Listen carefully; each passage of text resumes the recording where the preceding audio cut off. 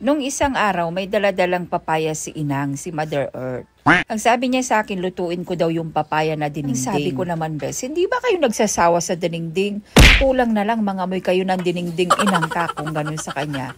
Para maiba naman, gawin natin itong atsara. So ang una, ginrate ko muna o ginadgad ko muna yung papaya, pagkatapos piniga-piga ko lang na parang ganyan para maalis yung pait-pait niya o sabaw-sabaw ng papaya. Tapos naghiwa lang ako dito ng sibuyas saka yung bawang.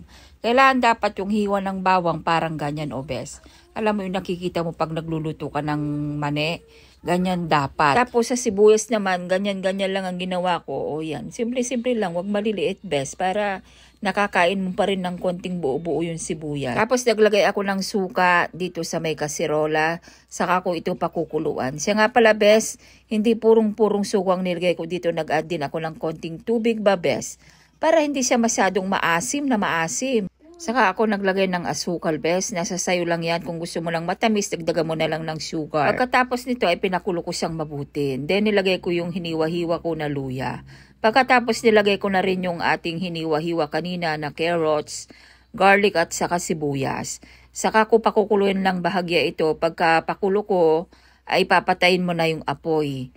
Dahil nga lalagyan ko rin pa ito ng pineapple. Yung tidbits ang nilagay ko, Bes. Tapos nilagay ko rin na yung bell pepper, saka ko na rin sinunod yung ating papaya.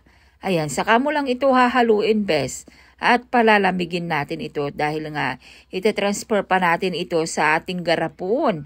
Pwede mo pagkakitaan ito, Bes, ibenta mo sa nasa garapon o kaya nasa siya nga pala mga Bes, muntik ko nang makalimutan yung ating pasas.